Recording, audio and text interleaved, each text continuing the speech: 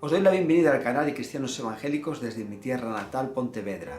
Estoy aquí para pasar las fiestas de la Navidad con mi familia. Y desde este sitio tan especial y tan importante para mi vida, os quiero presentar la siguiente entrevista que he llevado a cabo hace un par de semanas en Madrid, con el teólogo, escritor, pastor y maestro, mi querido Máximo García Ruiz. Ha sido un honor muy grande y les soy muy agradecido al Señor por poder llevar a cabo la presentación que he subido hace una semana y pico más o menos, cuando estuvimos en casa de Máximo, que nos hizo sobre los 32 libros que ya lleva publicados y todavía tienen que salir algunos más. Y ahora pues vamos a subir en breve la entrevista que le hicimos. Máximo García Ruiz nació en 1939, cuando terminó la Guerra Civil Española. Con 16 años se convirtió y hasta ahora, que tiene 83 años, está haciendo grandes cosas para Dios. Lleva ya 32 libros escritos. Está considerado como uno de los teólogos más brillantes del siglo XX. Tiene en su haber los 3 grados de teología: licenciatura, doctorado y maestría. Después ha estado enseñando en la Facultad Teológica Bautista de Alcobendas durante casi 40 años. También de pastor estuvo ejerciendo por 20 años. Fue presidente del Consejo Evangélico de Madrid.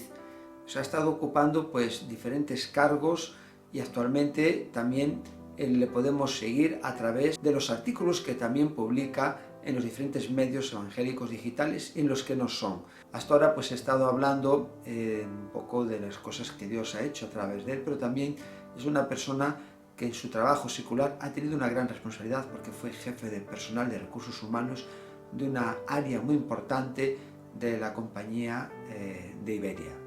O sea que tiene muchas experiencias acumuladas y podemos aprender mucho de él. Al final de la entrevista le pregunto qué pasaje de la Escritura es el que más le llama la atención, y hasta en este pequeño detalle os tengo que decir que me ha sorprendido, ¿no? Porque me comentó las palabras de Josué cuando estaba ante el pueblo poco antes de morir. Él le dijo al pueblo: yo y mi casa serviremos a Jehová. Y esto es lo que hemos visto durante décadas y décadas en la vida de Máximo García Ruiz y su familia. Por lo tanto, es un referente para nosotros, el legado que tiene y en el que está trabajando, y espero que la entrevista que vais a ver ahora sea, como ha sido para mi vida cuando le estaba entrevistando, de una enorme bendición. Que Dios os bendiga.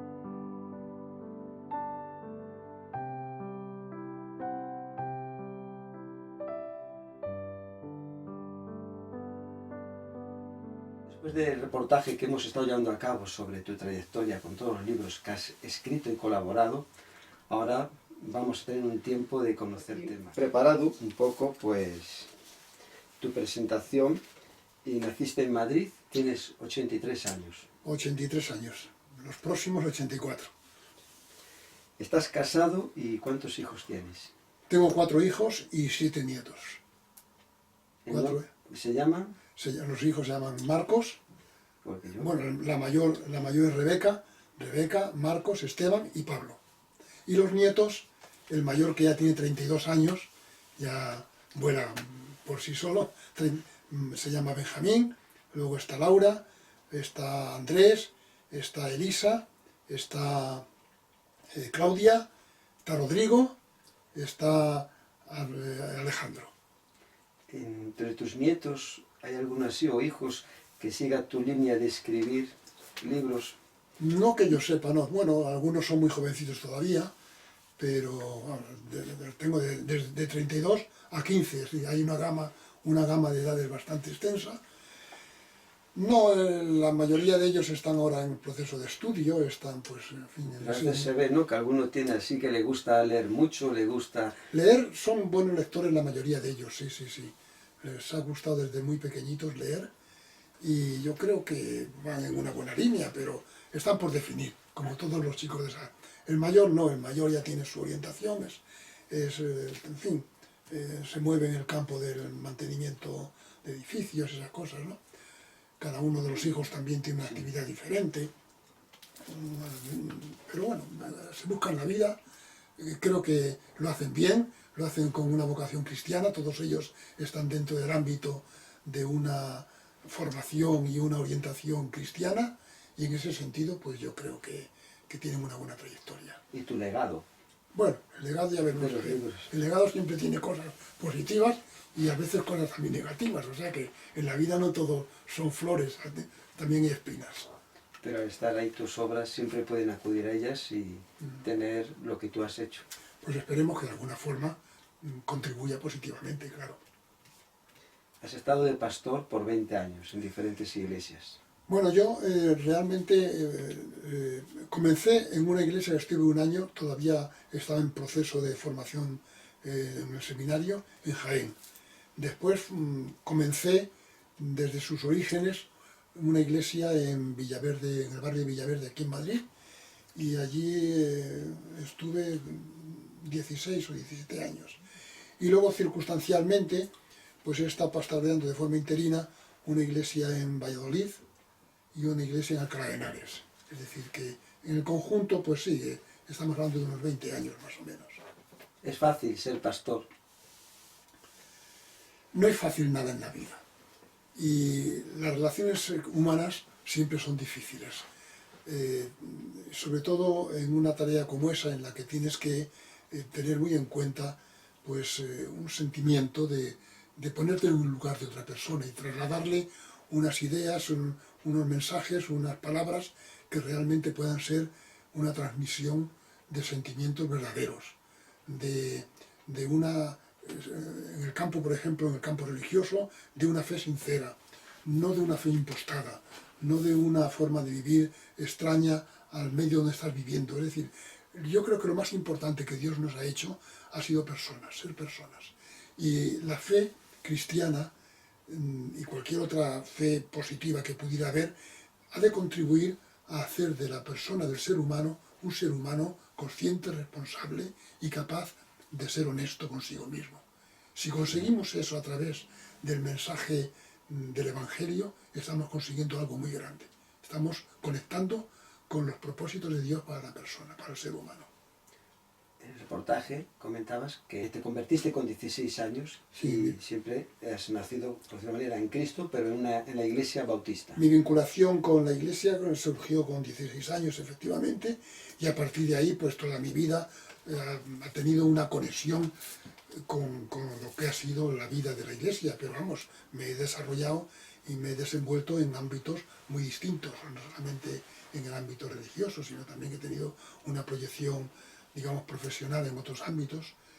Por ejemplo, en el ámbito laboral he trabajado muchos años en la compañía Iberia, en el campo de las relaciones humanas también, de relaciones laborales.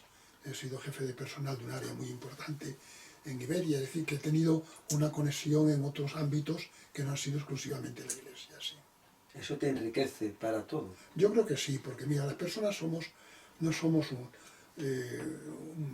somos muy plurales, somos poliédricas, ¿no? Es decir, tenemos diferentes caras, diferentes formas, diferentes espacios de trabajo, de representación, de relación.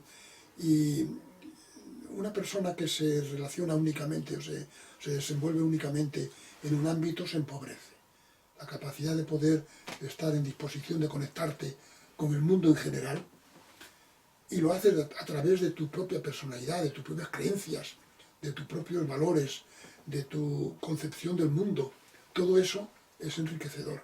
Y Dios nos ha hecho así, nos ha hecho plurales, nos ha hecho diferentes y nos ha hecho con posibilidad de ser instrumentos de apoyo y de ayuda en diferentes ámbitos de la vida, ¿no? Entonces, reducirse exclusivamente a una sección, a un espacio concreto y específico, yo creo que empobrece muchísimo, ¿no? Así es que yo en ese sentido me ha sido muy valioso el poder conectarme con el mundo secular, por ejemplo, con el trabajo laboral, con las relaciones personales, en otros espacios. Creo que eso ha sido bastante enriquecedor. Eres licenciado en Teología por la Universidad Bíblica Latinoamericana, también licenciado en Sociología por la Universidad Pontificia de Salamanca y doctor en Teología por esa misma universidad. Has superado los 3 grados académicos en Teología, licenciatura, doctorado y maestría. De todo esto, ¿qué es lo más sobresaliente en tu vida, de lo que acabo de comentar? Si te refieres al ámbito formativo, yo creo que cada etapa de la vida ha tenido una aportación importante. Yo siempre lo he centrado en la influencia personal de algunos de aquellos que, en fin, he tenido el placer y el privilegio de tenerlos como profesores, ¿no? En cada etapa de esa vida siempre ha habido una persona al menos que ha servido de referente. No siempre de referente positivo, es decir, las personas no hay que pensar en ellas, en su valía, únicamente en el hecho de que puedan ser absolutamente brillantes o absolutamente bondadosos o absolutamente inteligentes, etcétera, etcétera, ¿no? No, las personas a veces fallamos en cosas, ¿no? Pero cuando tienes un referente de una persona, de un profesor, de un amigo, de un vecino, en fin, de quien sea, ¿no? Ese referente lo que hace es influirte en algunos aspectos de tu vida. Y yo he tenido el privilegio de tener algunas personas en algunos lugares, en algunos momentos de la vida, que efectivamente han sido un referente importante que me han ayudado a crecer, me han ayudado a poder tener una visión de la vida más completa, más homogénea, más diversa en muchos sentidos. Es decir, que la experiencia que prevalece con frecuencia no es tanto el conocimiento, sino la influencia que esas personas han ejercido en ti, ¿no? Como vemos a veces en la Biblia, en la vida del rey David, pues tuvo que soportar un calvario con Saúl, ¿no? Claro. De ahí han salido salmos, es un poco en la línea, ¿no?, que estás comentando. No, efectivamente. Que no es la persona idealista, no, que tenemos que estar siempre buscando eso, que a veces Dios pone personas en nuestra vida, ¿no? Personas que a lo mejor resulta que no siempre son un ejemplo a imitar, sino un ejemplo a evitar, como tú mismo has comentado, ¿no? A veces, pero incluso desde el punto de vista de la enseñanza, de la formación, del desarrollo de la personalidad, ¿no? Sí. El contacto con estas personas es muy importante. Por eso, de ahí lo que se deriva de todo eso es plantearte de qué forma tú puedes ser de influencia a los demás. De qué manera estás siendo influyente para los demás. Eso es realmente lo que te plantea la conexión con esas personas, el aprendizaje de esas personas, ¿no? Aquí tengo un libro que me llamó la atención mucho, los comentarios que has hecho, ¿no? Cómo leer la Biblia, redescubrir la palabra de Dios, porque he leído en diferentes medios que eres uno de los teólogos más importantes del siglo XX. Entonces, en este libro, por lo que comentabas antes, es donde tú mismo tienes tu pensamiento teológico. Una de las grandes preocupaciones que he tenido a lo largo de mi vida ha sido el ver la, la incongruencia de muchos considerados cristianos, el mal uso que se hace de la palabra incluida, es decir, de la Biblia, ¿no? La Biblia como un instrumento de guía, especialmente en el mundo protestante. Mientras que tal vez en otros núcleos cristianos hay otros documentos, hay otras referencias, la tradición, el magisterio, etcétera, en otros ámbitos, en el nuestro, en el protestante, lo que realmente ha significado el punto de referencia siempre ha sido la Biblia. Y me ha llamado la atención frecuentemente el mal uso que se hace de la Biblia, porque se lee la Biblia desde un sentido fanático, muy frecuentemente, desde un sentido fundamentalista, en el sentido de tomar, de no ir, de quedarse en la periferia de lo que es el contenido de la palabra de Dios. Hay que encontrar la palabra de Dios en la Biblia. Lo que tú mencionabas anteriormente, por ejemplo, de las veleidades de Saúl, de las persecuciones a David, en fin, de toda esa serie de miserias que se van viendo en la Biblia, lo único que hacen es arropar para extraer de ellas precisamente, extraer de todo ese contenido, extraer el mensaje de Dios. No es tanto no quedarte con la anécdota, no quedarte con el relato periférico de esa narración, sino poder de esa narración extraer el mensaje profundo que puede tener para tu propia vida, que no siempre es el mismo, a lo mejor, para todas las personas igual. Entonces, en este libro, lo que hacemos precisamente, lo que he tratado de plasmar, ha sido unos referentes de tipo hermenéutico que nos ayuden a leer la Biblia. Sencillamente eso, a comprender la Biblia, a no poner en la Biblia o a no hacer decir a la Biblia lo que la Biblia no dice, porque la Biblia no es un libro de historia, aunque tenga historia. No es un libro de ciencia, aunque tenga ciencia. No se puede tomar, por ejemplo, la experiencia que narra de Josué cuando el sol se separa, o en fin, todo eso, cuando eso no es su propósito ese.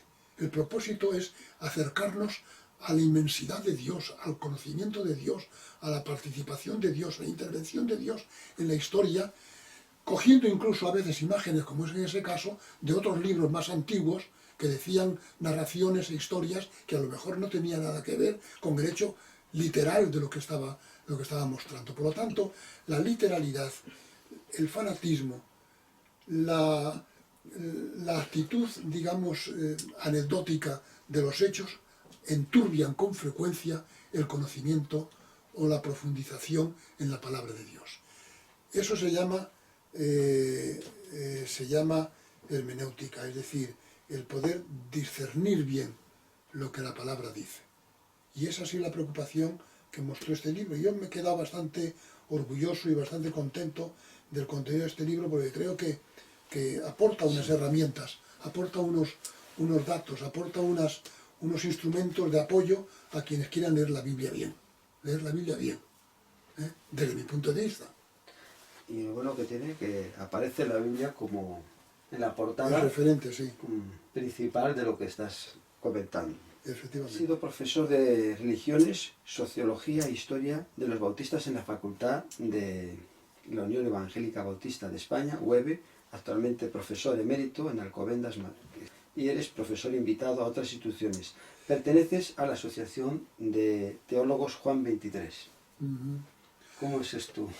Bueno, esto sí, en la facultad, anteriormente seminario bautista, he estado, digamos, en un periodo de 40 años, hubo una pequeña interrupción ahí en un tiempo que por una serie de circunstancias concretas no pude dar clase o no di clases, pero he tocado materias distintas, sí, efectivamente, últimamente la sociología de la religión, historia de las religiones, historia de los bautistas en España.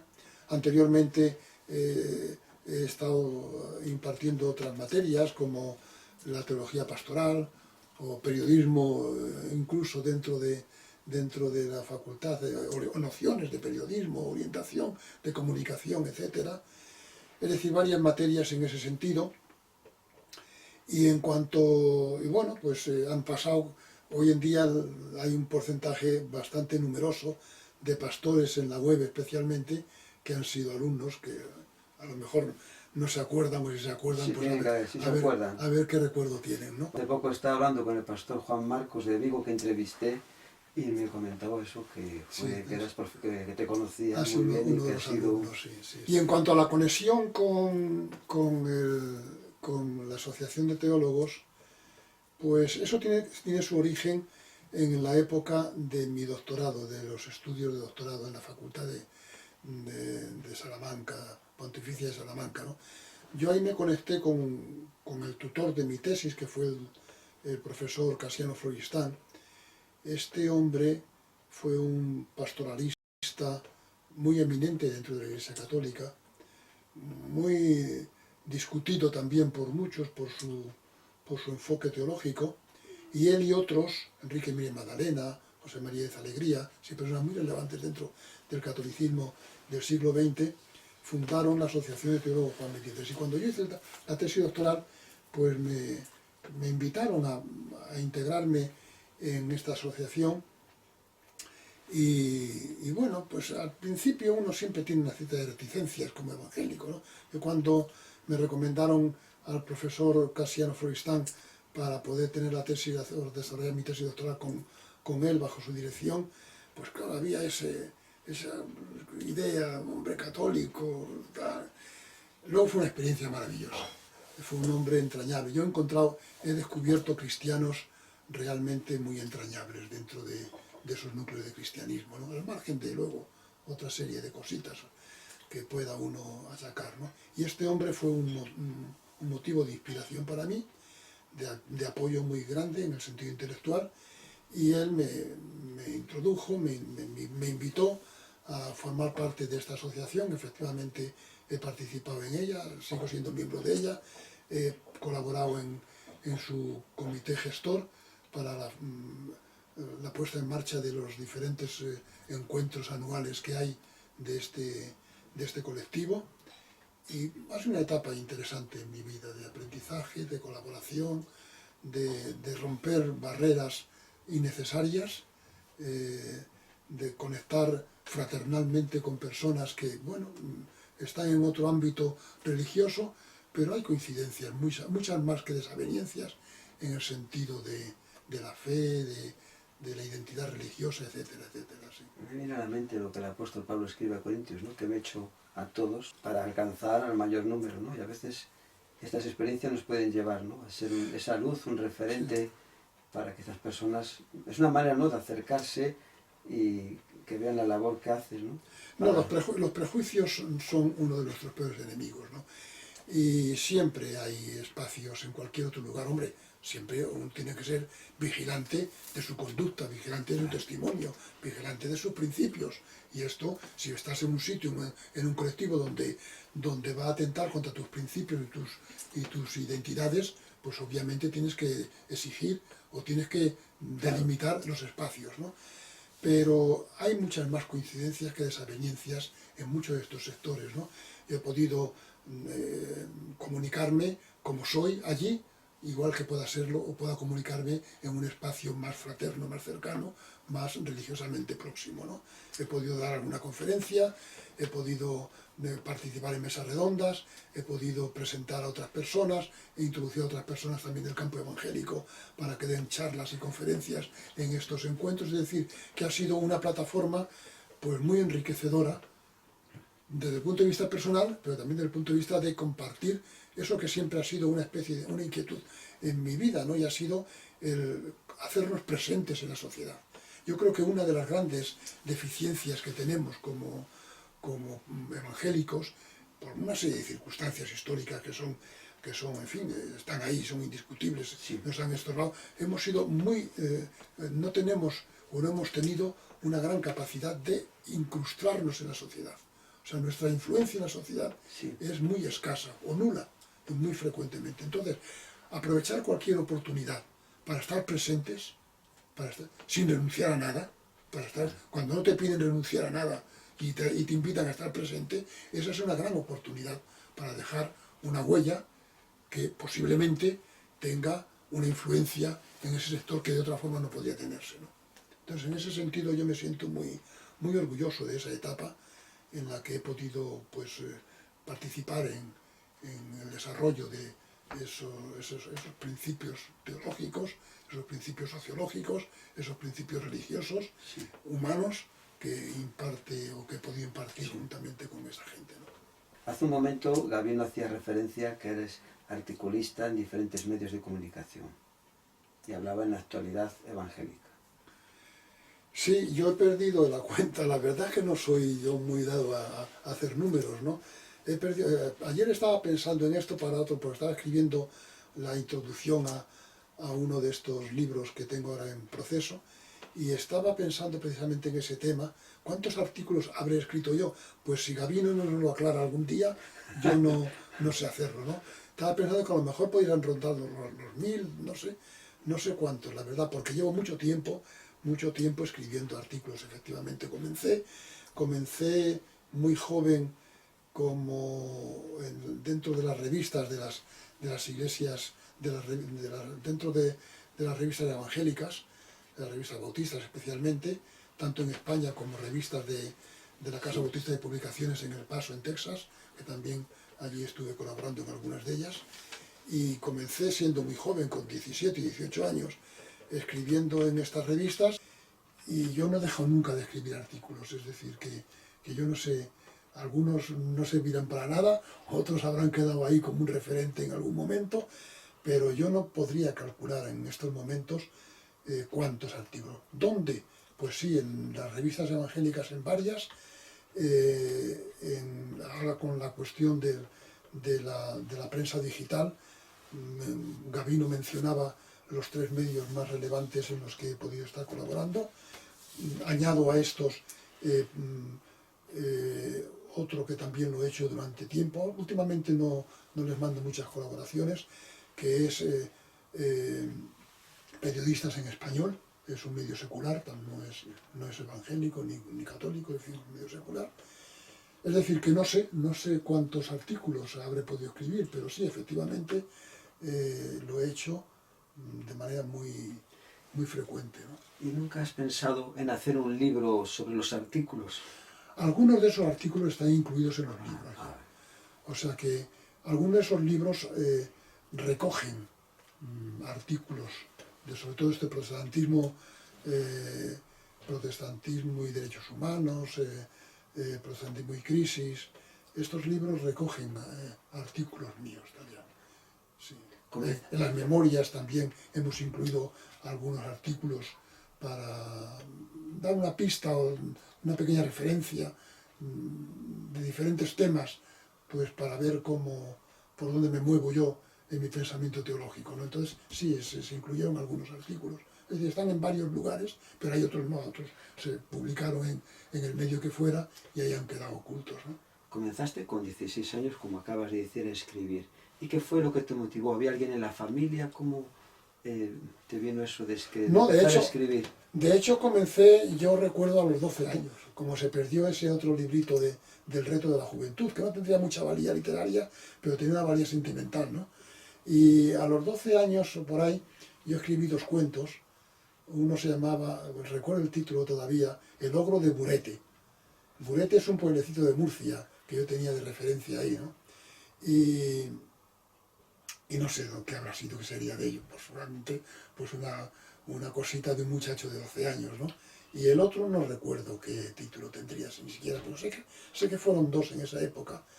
Luego con 14 años estuve asistiendo a una escuela de arte y oficios, desde aquí, y allí fundamos, juntamente con otro alumno que había allí, otro compañero, fundamos un periódico que lo trabajábamos en multicopista, en Cicostril, que se llamaba, ¿no?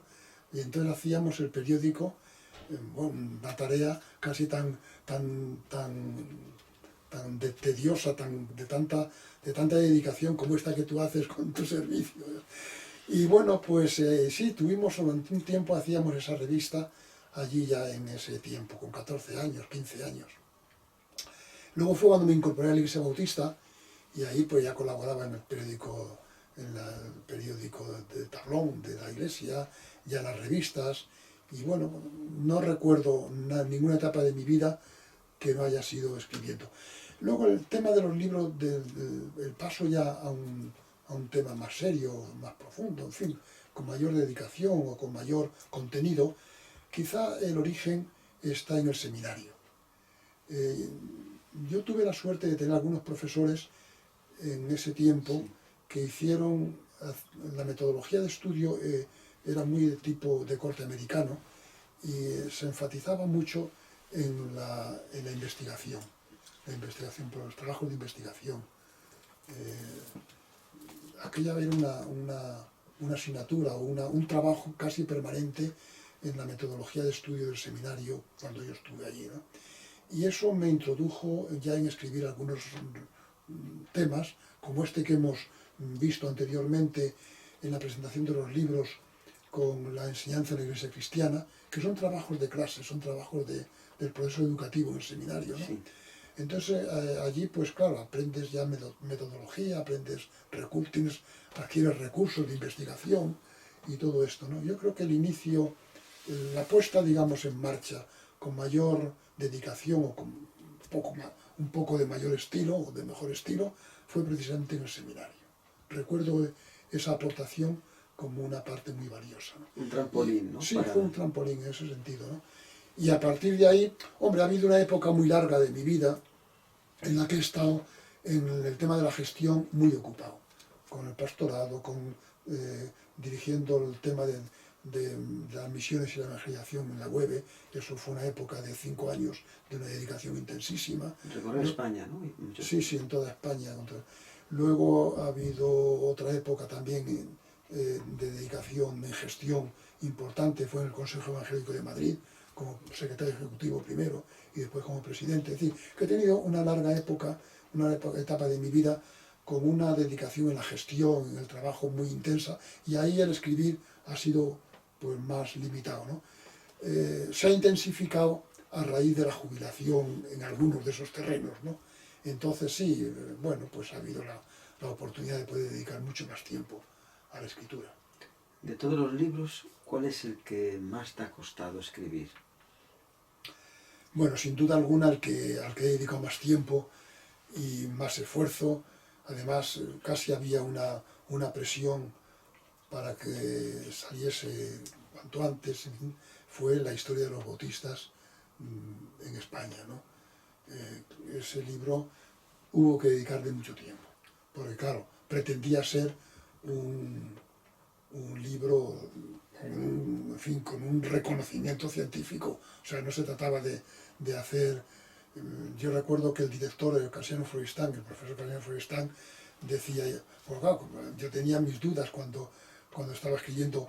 Digo esto porque estaba conectando, hay que conectar la historia del bautismo de España con la tesis doctoral. O sea, digamos que son una unidad de destino universal, como diría el otro, ¿no? Aunque tengan dos formatos distintos, pero uno es continuación del otro o viceversa. Y cuando trabajaba el tema desde el punto de vista académico, es decir, en la universidad, el director me decía, cuando ya planteamos el tema, me decía, dice, mira, tú puedes escribir lo que quieras, decir lo que te parezca bien, atacar a la Iglesia Católica en lo que quieras. O sea, no hay ningún problema en todo eso, únicamente que tenga rigor científico.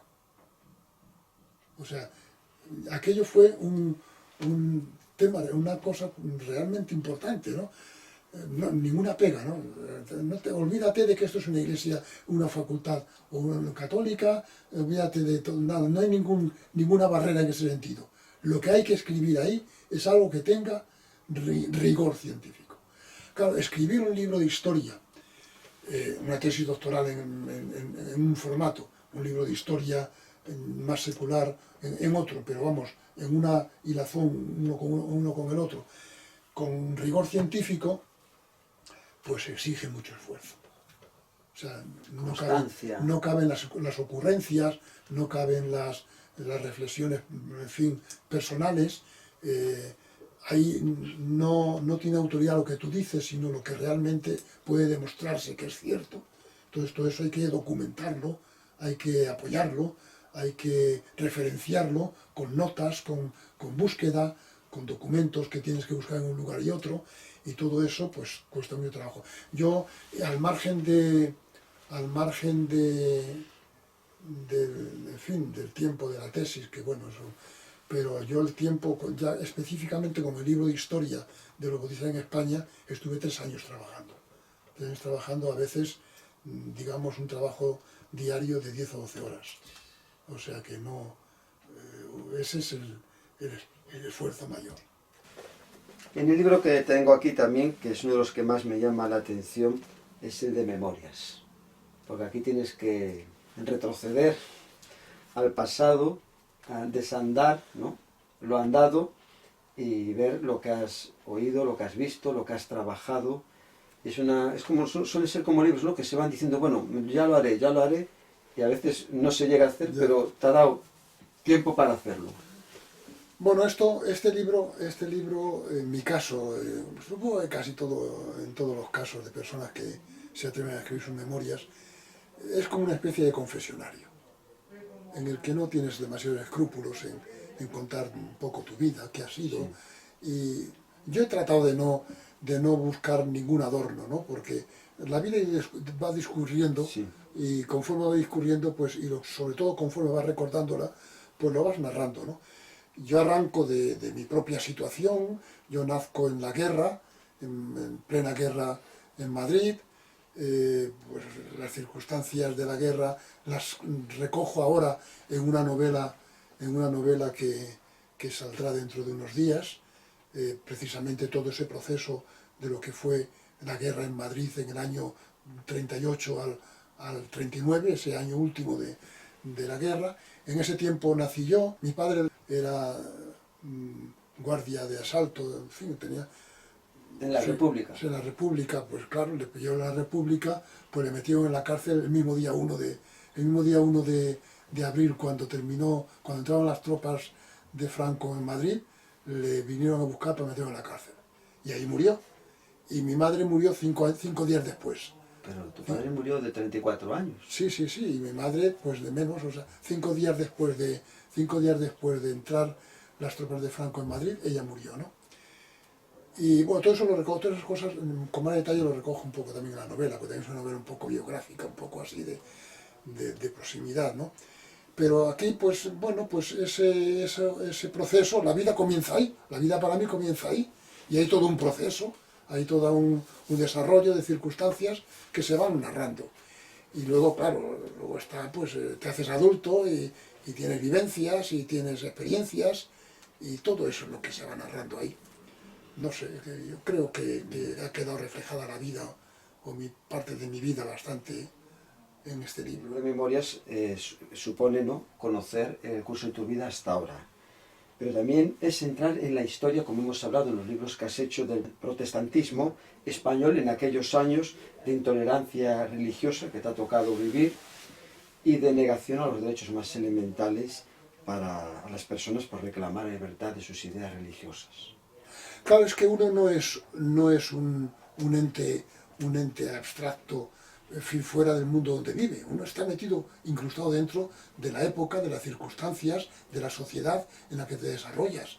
Y obviamente, si pretendes escribir de tu propia vida, de tu propia memoria, lo que a ti te recuerda, tú estás ahí y estás sacando, juntamente con tus vivencias, estás sacando a flote lo que ha ocurrido o lo que está ocurriendo a tu alrededor. Y claro, a partir desde el año 39 hasta el año 80 del siglo pasado, pues la historia de España para personas no incluidas dentro del sistema, pues era bastante complicado. Ha habido que luchar, en primer lugar, desde el punto de vista meramente físico. Los perdedores de la guerra tuvieron que valérselas muy difícilmente en esta España de la posguerra, ¿no? Y luego crecer en ese ambiente tiene muchas dificultades, pero luego si además de eso le añades el hecho de ser protestante, pues eso incluye o añade otras dificultades más, ¿no? Yo a veces he dicho que solamente me faltaba ser mujer, porque claro, que como elemento de dificultades, eres niño o muchacho y joven perteneciente a un grupo humano que ha perdido la guerra. Los vínculos naturales los ha perdido también. Luego eres protestante, solamente te falta ser mujer, para ser discriminado ya de todo, ¿no? Bueno, quiere decirse que efectivamente uno es lo que es en medio de un contexto social, sociológico, ¿no? Y mi vida, por supuesto, pues ha discurrido ahí. Ha discurrido dentro de las dificultades, por ejemplo, de ser protestante. Yo, a consecuencia de vincularme con la iglesia evangélica, cuando en el año 1955, cuando tenía entonces 16 años, pues eso me costó la enajenación de mi familia, ¿no? Yo vivía con una familia, con tíos, abuela, etcétera, tal, y aquello me costó el destierro para ver si se me desvinculaba de la influencia negativa de la iglesia protestante, ¿no? Y estuve en León y luego en Gijón, y bueno, pues fuera del ámbito de influencia de la iglesia para procurar desintoxicarme de todos los efectos malignos del protestantismo. Claro, bueno, aquello no lo consiguieron, pude rehacer mi vida luego otra vez en el ámbito normal de mi existencia natural, que era aquí en Madrid, pero no, todo eso son dificultades añadidas, ¿no? En el trabajo, pues encuentras barreras, encuentras dificultades que ha habido que ir superándolas, ha habido siempre que ir luchando con las barreras propias de ser diferente. Pero no ha sido una cosa personal mía, ha sido un signo normal de todos aquellos que pertenecíamos a estos grupos minoritarios y que consecuentemente pues éramos diferentes al resto de la sociedad. Una sociedad poco tolerante, no solamente poco tolerante, sino agresiva contra lo diferente, fuera político, fuera religioso, con lo cual quiere decirse que efectivamente pues han sido unas épocas muy complicadas, muy complicadas. Se dice que no hay desierto que no dure más de 100 años y cuando ya llega la libertad religiosa, sí. ¿Hemos sabido aprovechar los cristianos evangélicos este tiempo que tenemos? Yo creo que hemos hecho todo lo que ha sido posible, pero algo está fallando en el mundo evangélico en España. No hemos sido capaces de enraizar en la cultura, en el medio social del país. Seguimos siendo una gente extraña a la trayectoria histórica, a los valores, digamos, culturales tradicionales del país. Hoy en día hemos crecido numéricamente bastante, bueno, pero mayoritariamente como consecuencia de la inmigración de personas que vienen ya de otros países y que vienen ya siendo evangélicos o siendo protestantes, incluyéndose o añadiéndose a las iglesias y tal, pero de personas autóctonas no tenemos esa capacidad de desarrollo, de influencia que hubiéramos deseado tener y que las posibilidades nuevas que han ocurrido en el país hubieran dado. Porque, claro, cuando en el año 55 yo comencé a la iglesia bautista, jóvenes de la misma iglesia, que no me tocó a mí, pero pudo haberme tocado, por repartir folletos en la calle, en la casa, estuvieron en el calabozo metidos 2 o 3 días y con antecedentes penales, por repartir folletos por la calle, folletos evangélicos, ¿no? Sí. Algunos de ellos en el servicio militar, por no hacer la jura de bandera con la inclusión de la misa, que era obligatorio y necesario para todos los soldados españoles, pues resulta que estuvieron castigados en el calabozo y estuvieron penados o penalizados y algunos en la cárcel durante tiempo como consecuencia de esa rebeldía que les promovía su propia fe, de decir, no, yo no voy a participar de un acto religioso que va en contra de mis principios, ¿no? Entonces, ha habido padres de familia en ese tiempo que les han expulsado del trabajo, simplemente por ser protestantes, ¿no? A los hijos, sí. a los niños iban al colegio, pues algunos no les admitían porque no llevaban la partida de nacimiento, la partida de bautismo después de nacer. Y entonces en el colegio les adoctrinaban o los tenían que sacar y llevarlos a otro sitio, en fin. Ha sido toda una época que empezó a aflojar un poco a finales de la década de los 60, ya en la década de los 70 comenzó a florecer un poquito ya, a reducirse la intolerancia, no a haber libertad, sino a reducirse la intolerancia, hasta que ya, bueno, entramos en una época histórica en España, que es la la democracia, en fin, con la nueva Constitución y la ley de libertad religiosa, en la que formalmente y legalmente el panorama cambia por completo. La ley de libertad religiosa en España es una ley suficiente. Tiene algún puntito discutible, pero bueno, es una ley suficiente, una ley generosa en un sentido, una ley que da apertura a toda cualquier creencia. Pero en ese tiempo han pasado ya pues 40 y pico años, ¿no? 41. Del 80 a 41, y todavía seguimos siendo gente extraña a la cultura del país. O sea, no hemos conseguido tener raíces, echar raíces como parte de la sociedad. Ese es el gran déficit que tenemos todavía por cubrir. Hemos crecido en número por diferentes circunstancias, pero no nos hemos metido como parte, como ser reconocidos. Todavía hay gente que piensa que eso de ser protestante es para el extranjero. Hubo una época larga en la que estuve representando al Consejo Evangélico de Madrid, como secretario ejecutivo primero, después como presidente. Hacíamos visitas para diferentes negociaciones y cosas a diferentes políticos, la comunidad, en fin, reuniones, y muchos de ellos con toda esa gente decían, pero usted es español. Pues sí, soy español, y yo, y muchos otros que estamos aquí. Porque en el contexto, en la imagen, en el sustrato del pensamiento de muchísima gente, está el hecho de que ser protestante es no ser español. Puede ser español, católico y no creyente. Pero no, lo que no puede ser es ser protestante. O sea, eso es algo ajeno. No forma parte de la cultura de España. Entonces, eso todavía quedan muchos residuos de eso. Nos falta todavía resolver ese tema. Resolver ese tema teniendo políticos suficientemente comprometidos, profesores, en la universidad, etc. Yo tuve una época que estuve conectado, fui aquí en Torrejón, fui concejal del ayuntamiento y candidato a alcalde, ¿no? También una campaña toda esta. Y claro, eso significaba, incluso para el mundo protestante en aquel momento, significaba como si fuera una especie de hereje, ¿no? Porque ¿cómo vas a meterte en...? Pero oiga, si usted no está metido en la sociedad, si no está metido en la enseñanza, si no está metido en la política, si no está metido en la ciencia, si no está metido... ¿Usted qué es?